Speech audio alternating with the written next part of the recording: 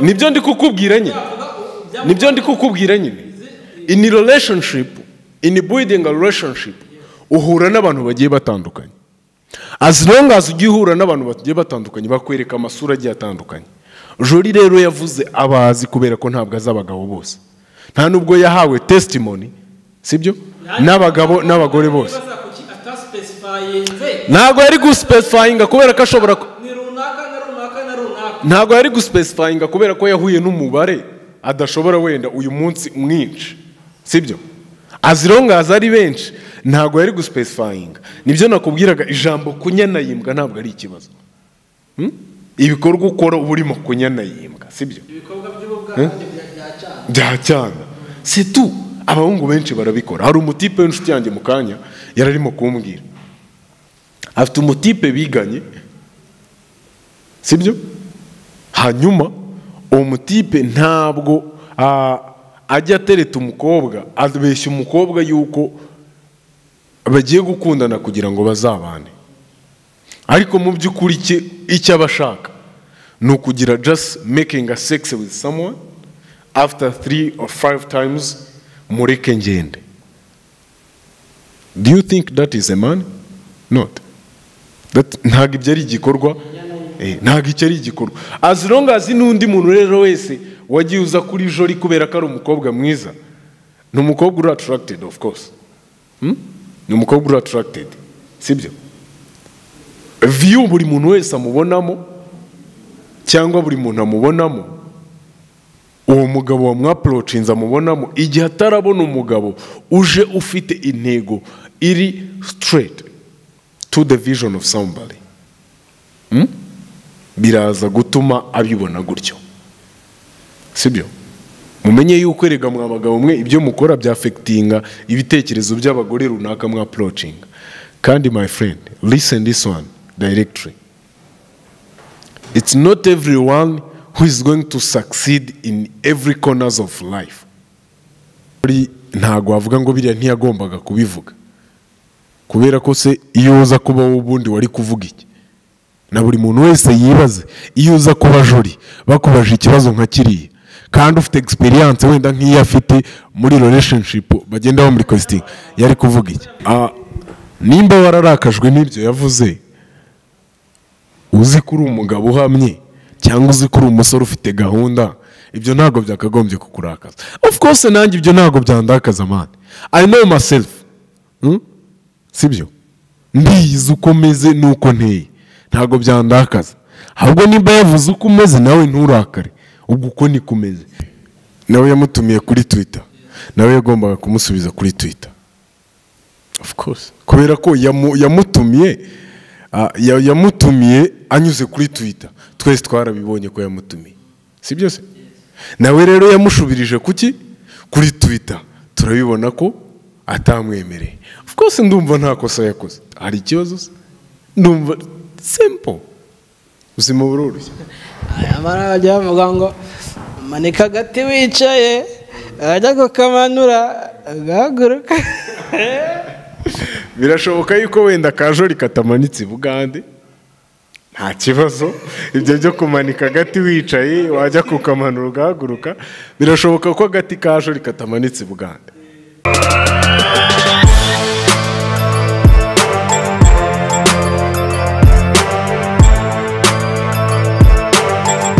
Oh yes. Manje kubasuhuza abakunzi ba Hills Beauty aho mirire hose yaba ari mu gihugu mu Rwanda no hanze yacyo. Dukomeza kubashimira kurikirana ibiganiro byacu hano kuri Hills Beauty. Datinze rero ngo tujye mu bintu byinshi. Tugiye kuganira, ni Mutesi Joli, na makuru ya Mutesi Joli amaze iminsi a trending. Gira ngo wagiye yakurikirana, turaganira ku magambo yatangaje ku giti ciwe, ubwo bamazaga impamvu adashaka, akavuga yuko abagabo hari igihe ngo ushaka umugabo akakubera inyana yimbwa. Abagabo ngo ni inyana zimbwa, abantu benshi bararakaye kuri Twitter ngira ngo bagiye ubibona, ndetse na invitation yahawe na Muhoozi. Muhoozi murabizi ko ari umwana wa perezida w'u Bugande Museveni, ubwo yari yamuhaye invitation yo kujya muri birthday yiwe, Joli akamusubiza yuko nta mwanya afite. mbere na mbere turahera ku kihe? nicyo twaheraho cyose. Reka duhere ku cya birthday ntacyo. Reka duhere ku ntitunatinze numva nacyo kiri cyabaye hafi aha ngaha.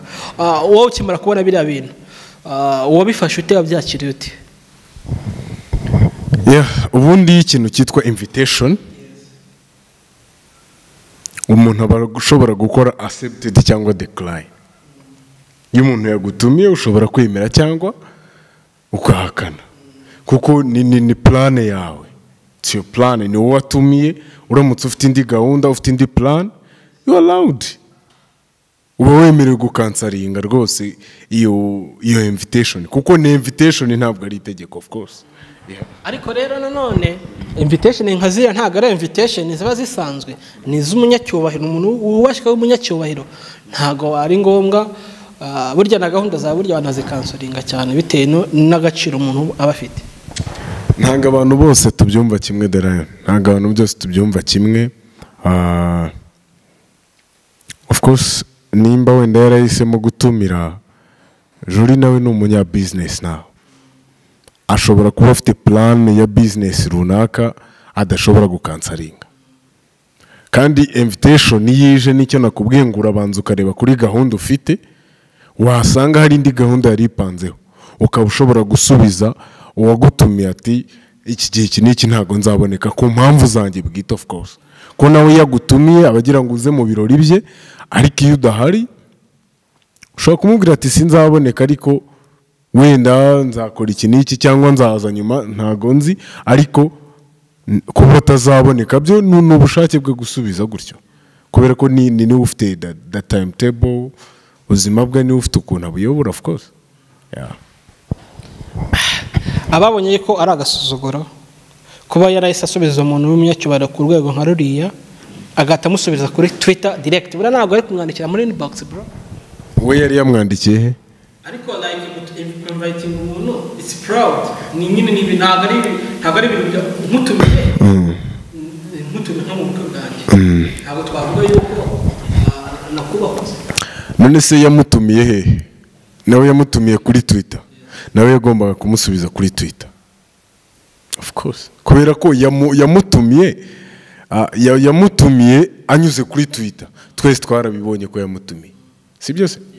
Nawe rero yamushubirije kuki kuri Twitter, turabibona ko atamwemereye. Of course ndumva nta kosa yakoze, yamushubirije aho yamutumiriye. Ninkuzanira invitation iwawe uzampakanira iwawe, ariko ningutumirira on Twitter uzansubize kuri Twitter. Hari ikibazo se? Ndumva simple, ubuzima buroroshye. Amara bajya bavuga ngo manika gati wicaye ajya kukamanura agahaguruka.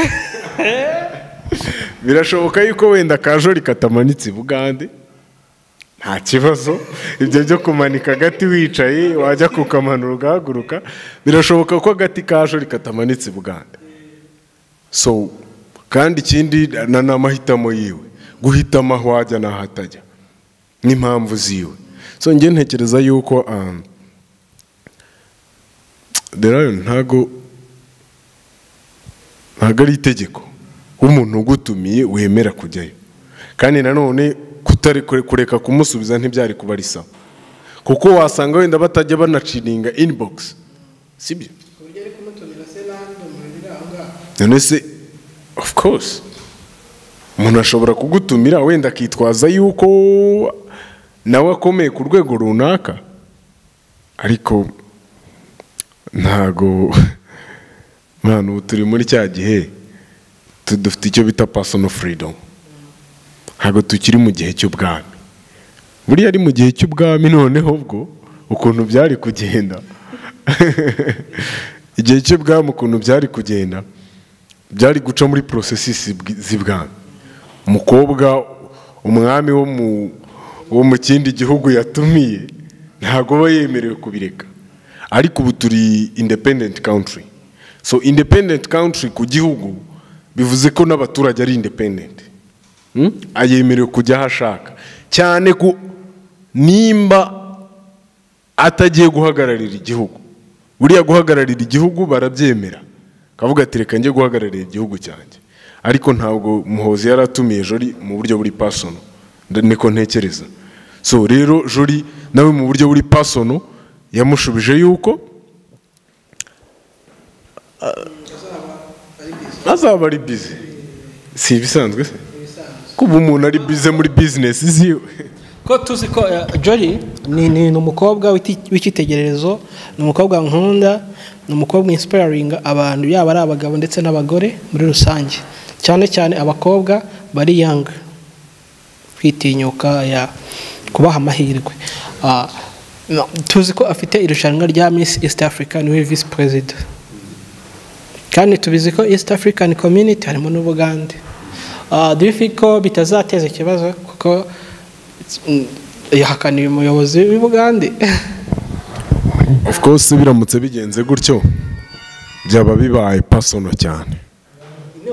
Biramutse bibaye gutyo abakobwa b'Ubugande nibatajya muri Miss East Africa ntago Jolly azabahombye, kuko nibo bazaba bihikuyemo, ntago ari uzaba babakuyemo. So ntekereza ko biriya byo bya invitation biri personal. Yes, bataje kubera ko atari bo bizanyemo ntago byatuma irushanwa ritaba, kubera ko abo mu Bugande banze kuzamo nta kibazo byateza. Ibyo byaba bibaye personal man, ibyo byaba bibaye personal, kandi biriya ni ibintu biri private kuntu. So business ni business, kandi business for legend ntago ifitwe ku bubasha hagati ya kanaka ya Muhoozi na Jolly. So wavuze ko ari umuyobozi, ni umuyobozi wa muri Uganda, ariko si umuyobozi wa Miss East Africa. Miss Africa ifite amategeko igenderaho n'abafatanyabikorwa n'abaterankunga bayo. Aya mani, buriya hari ikintu kimwe uyu munsi tugomba kumva. Nkuko wari ubivuze, Jolly inspiration akora, it's like mvuge gute se, ni nka mbuze ukuntu mbivuga neza, ariko reka mbivuge gutya. Umuntu ari independent, that's a self independent, all the freedom, all the wisdom legend. So in terms of business you can talk with the people. Jolly yaragiye abonana na Diamond, that's fine and that's okay in terms of business. So Muhoozi yamutumiye muri birthday, yari afite gahunda for business, yari ari busy, iyo plan yari ikoze. So ubundi nimba umuntu agutumiye mu buryo buri direct kandi birthday idashobora kuba postponed, yagombaga kwaka wenda appointment. Muhoozi yagombaga kwaka appointment iyo biza kuba ari business terms, ariko yamutumiye for birthday. Nawe ushobora kuntumira for your birthday. Rero niba wambwiye ko uzantumira kuwa gatandatu, ubu ndabizi nyine ko kuwa gatandatu uzantumira. Ubu ngiye kugenda nanjye ndebe mvuga inti n'ejo hari umuntu wabukinze ko ejo saa 10 ngomba kwitabira ubutumire bwe, ariko abimbwiye nona namubwiye nta munota land, cyangwa ubimbwiye nona sinshobora gusiba ubwo butumire bw'uwo muntu ngo nge hariya ku mpamvu runaka. So nge ntago ntekereza ko hari icyo byakwafektaho ririya rushanwa. Ririya rushanwa riri nuvuga ngo ni East African Region, ririyobowe na kanaka na Jolly, ntago rero ntaho bihuriye na biriya byabaye. N'uwabihuza nawe yaba afite ikindi kintu ashaka twebwe twahita tubona inyuma, kandi ntago ntekereza ko aricyo bashaka kutwereka. Of course, yeah. Okay, hari ibintu byinshi biri no kuvuga muri no minsi kuri Jolly, kuko ari uriya mukobwa kabisa ari gukora amakuru, ari gukora amakuru mana ararenze. Ejo bundi ati abagabo n'inyana zimbwa, abyakiriye buriya. Then I think you know me. I never judge someone ku byo yavuze. If it is bad, it is going to affect him or her on her side. But for me, ntabwo bingira inyana yimbwa kubera ko ndi umugabo kubera ko yabivuze. I'm the man on my side. And I'm building my influence. Umugabo utabuildinga influence yiwe akaba inyana yimbwa kubera ko jori yabivuze. I'm sorry for your weakness, man. Umugabo ni umugabo kubera impamvu ziwe. Jori wenda uretse ko umbereye nk'umuntu ufata agateruro kamwe ko muri Bible akaba ari kagenderaho ngo nuko Yesu ararira byari bigenze bitera akubise. Oya, nimba yaravuze ko hari impamvu yatumye abivuga. Hari impamvu yatumye abivuga. Ni nkuko nawe umuntu ashobora gutuma ufata, hari impamvu nyinshi zishobora gutuma umuntu abivuga. Hari abantu benshi bakoze ibiganiro, ndumva no gusubiramo story nyine abantu barabizi already, sibyo? Bazi ni ikiganiro giye kuri The Choice Live iri korana n'umunyamakuru Irene na Philip. Bamubaza impamvu adashaka, avuga yuko n'ubundi hari n'abashaka n'ubundi bagera mu mago abagabo bakababera inyana zimbwa, you know?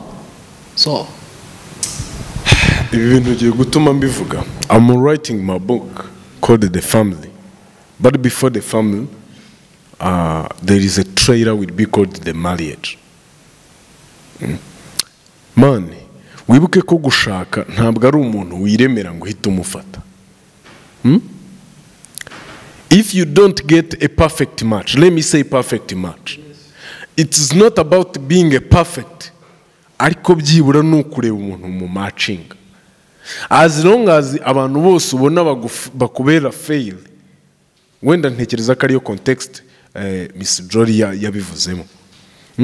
Kuba umuntu utarabona umuntu ukubera perfect match, ahubwo ukabona umuntu uza ashaka kukwinfluencinga because you are popular, kubera ko uri umustar. Man, it's not going to be easy to someone. Wibuke ko none aba ari umukobwa ushobora kubona approach nyinshi cyane zishobora gutuma nawe ubwe bimugora guhitamo bitewe n'icyo abona. The Lion araje akurikiye iki? So nimba ari ikintu kigoye, it's to express a true love to someone. It's expressed to a true love to someone. So dependently nuko kubaka umuryango cyangwa gushaka, it's not an accident. It's not an accident. And Jory ubundi afite imyaka ingahe? Maybe 26, 27 around. That's not enough. Man, ni imyaka mikeya ku mukobwa ufite inzozi, ufite dream, ufite vision. It's a few years. Ni imyaka mike. No, ntago ariko mbitekereza. Derayo ntago ariko mbitekereza. Buriya nta nubwo umugabo aza muri plan. It's not about the goals of life.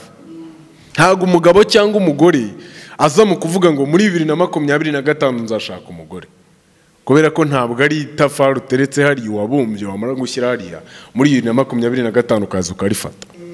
Nibyo nakubwiraga, as long as everyone include Miss Jory, you're not getting your perfect match, don't go anywhere. Are you listening me? Igihe utarabona umuntu muhuza wigira hujya ngo nukubera ko societe cyangwa abantu bavuze ngo ntushaka, sibyo? As long as wa mugani wa Jory ugiye ugahura n'umuntu ugutuma uba disappointed, you're going to go back. You're going to go back. Sibyo? You're going to go back. Umuntu kugira disappointed, ubundi abantu bazanasome mu Kinyarwanda iryo jambo inyana ry'imbwa bazano ryaturutse. Nanjye nabibajije nyogokuru, as long as ntago yambwiye kabizi neza, ariko yarambwiye ati ubundi inyana you know. Yeah. Hanyuma ibikorwa nabyo bisa nkaho biciriritse. buriya ibikorwa imbwa ikora mu mibereho ni ibikorwa ubundi bigendera bitarimo imyanzuro tu, kubera ko ushaka kwirinda urugo nirwo izarinda, kubera ko ushaka yuko ikora ibi nibyo izakora, barazitegeka zifatirwa imyanzuro. Rero iyo uhuje ibyo bikorwa by'umuntu ufatirwa umwanzuro ndetse byiyongeraho kuba ari n'ibikorwa bya cyane, uri kubyumva, kuba ibikorwa ukora uri umuntu ufatirwa imyanzuro utazi aho ushaka kujya ndetse bikiyongeraho ibikorwa bya cyane, nicyo kikwita kuri inyana y'imbwa, cyangwa uba urimo kunyana y'imbwa, in the same sentence, urimo kunyana y'imbwa, uba usa nk'aho ibyo urimo utabizi. As long as ahura n'abantu batazi ibyo barimo bagiye kumubabariza ubusa, sibyo? Abo yavuze n'abo yahuye nabo ntabwo ari abagabo bose, ntabwo yavuga muri rusange, ntabwo yavuga muri rusange, ntabwo yavuga muri rusange. Generally tugiye kureba mu mutima we ntabwo yavuga muri rusange. In this country you have a respected people and respected man. Wait, and respected man. Jori ntabwo yahuye n'umugabo uwo ari we wese muri iki gihugu, including me. Including me. Stop. Nibyo ndi kukubwira nyine. Nibyo ndi kukubwira nyine. In a relationship, in building a relationship, uhura n'abantu bagiye batandukanye. As long as ugiye uhura n'abantu bagiye batandukanye bakwereka amasura agiye atandukanye. Jori rero yavuze abazi kubera ko ntabwo azabagabo bose. Nta nubwo yahawe testimony, sibyo? N'abagabo n'abagore bose. Ntabwo yari guspecifyinga kubera ko ashobora ntabwo yari guspecifyinga kubera ko yahuye n'umubare adashobora wenda uyu munsi mwinshi, sibyo? As long as ari benshi ntabwo yari guspecifyinga. Nibyo nakubwiraga, ijambo kunyana yimbwa ntabwo ari ikibazo. Ibikorwa ukora uba urimo kunyana yimbwa, sibyo? Ibikorwa by'ubugande bya cyane. C'est tout. Abahungu benshi barabikora. Hari umutipe w'inshuti yanjye mu kanya yararimo kumbwira, afite umutipe biganye, sibyo? Hanyuma uwo mutipe ntabwo ajya atereta umukobwa, abeshya umukobwa yuko bagiye gukundana kugira ngo bazabane, ariko mu by'ukuri icyo abashaka ni ukugira just making a sex with someone, after 3 or 5 times mureke ngende. Do you think that is a man? Not. Ntabwo ibyo ari igikorwa, ntabwo icyo ari igikorwa. As long as n'undi muntu rero wese wagiye uza kuri Jori kubera ko ari umukobwa mwiza, ni umukobwa uri attracted, of course. Ni umukobwa uri attracted, sibyo? View buri muntu wese amubonamo cyangwa buri muntu amubonamo, uwo mugabo wamwaproachinze amubonamo, igihe atarabona umugabo uje ufite intego iri straight to the vision of somebody, biraza gutuma abibona gutyo, sibyo? Mumenye yuko erega mwa bagabo mwe ibyo mukora bya affectinga ibitekerezo by'abagore runaka mwa approaching. Kandi my friend, listen this one directly. It's not everyone who is going to succeed in every corners of life. Listening me.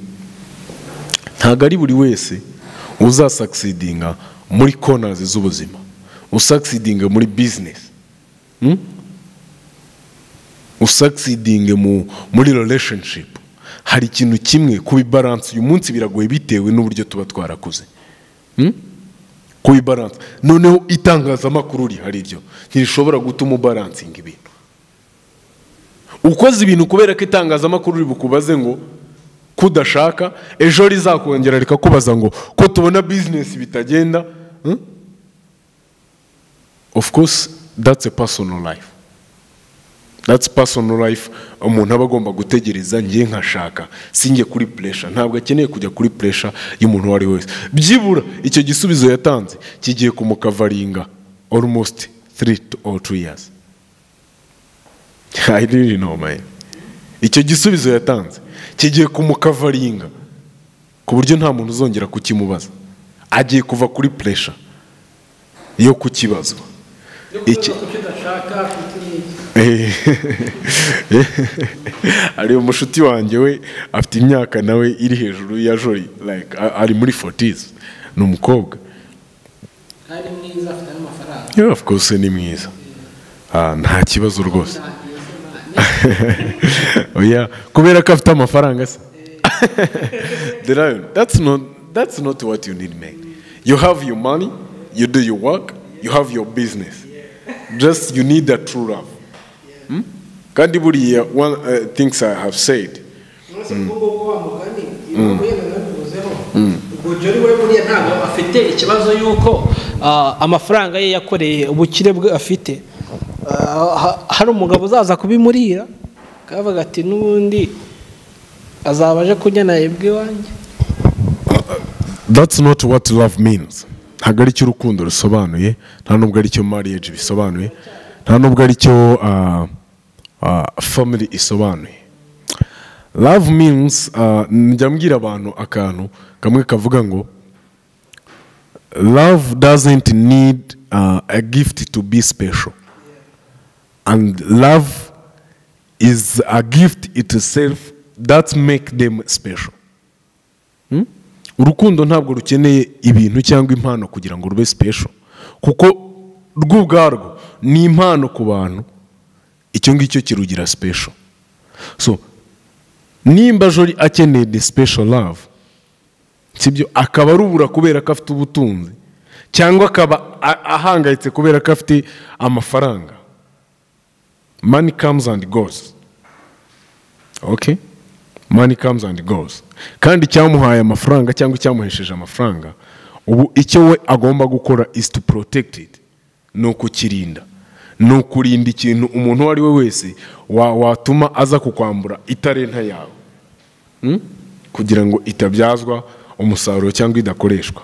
Ntekereza ko nimba koko ari umukobwa tuvuga yuko inspiring abantu cyangwa uri high minded, buoyed minded cyangwa mindset ye iri ku rwego rwo hejuru, ntago yakabaye abyumva gutyo, because she know that what a true love means. Nubwo wavuga ngo rutakibaho, the lion nimba utakirugira, of course just shut off your mind, ubwonko bwawe businziriza.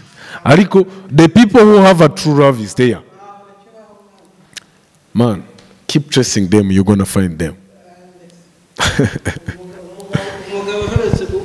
Uheruka kuba mu rukundo yapfuye muri 85. We yari papa wawe se? Of course, njye ntago ariko mbyemera, Love is benefits. None se ariko the lion, let me tell you something. Twaganiriye kinini. Man, me, I have get a true love many years ago. Ntago icyarunyambuye ari uko yanyanze, ahubwo nuko habayeho ibyago koko bituma mubura mu buzima. Ariko I have found someone. Kubera ko yankundaga nanjye mukunda, byatumye nkunda ikintu kiremereye. So nimba udefanda yuko urukundo rwa nyaryo rutabaho, man, ntago twabyemeranya.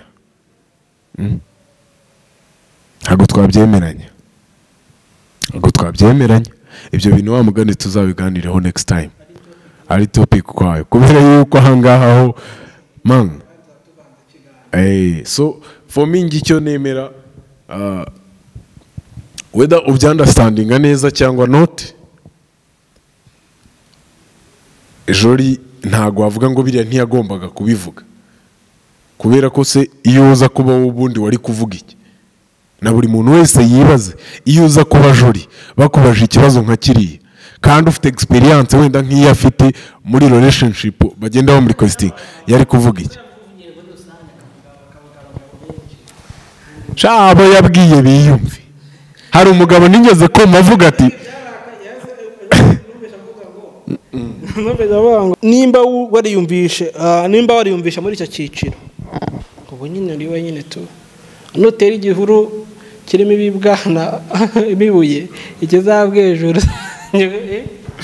Oya, nanjye nimba wararakajwe n'ibyo yavuze, uzi ko uri umugabo uhamye cyangwa uzi ko uri umusore ufite gahunda, ibyo ntabwo byakagombye kukurakaza. Of course nanjye ibyo ntabwo byandakaza man. I know myself. Sibyo? Mbizi uko meze nuko nteye. Ntabwo byandakaza. Ahubwo niba yavuze uko umeze nawe nturakare. Ubwo uko ni kumeze. Kuri njye rero nta kibazo mfite. Kuri njye nta kibazo mfite. Ku mpamvu izo arizo zose. So ntabwo ntekereza iriya n'imvugo mbi nyine kuba yakomerekeje, kuba ifite ikibazo, kubera ko nibyo nari nkubwiye nti muri kino gihugu hari abagabo benshi bari respected, ariko niba uyumva muri iyo kategori ntabwo ari ikibazo cy'uko jori yabivuze, ahubwo niho usanzwe ubarizwa. So natwe tutiyumvamo dufite aho dusanzwe tubarizwa mame. Kandi the great man and the good man always be there. Brother. Thank you so much, Mr. Steven. I really appreciate your help and everything. You know, like nyine turi gukorana kabisa abantu kandi amenye ko turi gukorana muri no minsi. Ndizera yuko n'ama comment ugenda ubona ko bara supportinga nk'ikiganiro cyo muri twakoze cyerekeranye no kwibuka abazize jenoside yakorewe abatutsi. I received a good comment kabisa, everyone is supporting byatari bya bintu byo tuba dushaka, baravuga ati wow, keep going kabisa, abasore bacu nimukomeze mu Rwanda igihugu. Kandi everyone mbwira n'abandi ba influencers bose, just keep fighting with that ideologies. Inaza afite izo ideology menyira ngo nako tugashyiremo duhashye kakanomye ngo dukomeze duhashye afite ingenga bitekerezo ya jenoside yakorewe abatutsi mu mwaka w'1994. Kabisa kira kiganiro kirebye nanjye numva kabisa twakoze ikiganiro cyiza kabisa, abantu kandi baranabishimye barabikunze, comment nayo barazibonye, byari perfect. So agira ngo mbasezere naho ubutaha, Imana ibarinde, turabakunda cyane. Nyamuneka ntibajye gukora subscribe, comment, like and share kugira ngo natwe dukomeze kugira imbaraga zo kubakorera. Buryo ukoze ibintu ukabona na feedback ishaka no gucika intege, ngo supporting man tureko natwe twagerayo. Bye bye, turabakunda, ciao.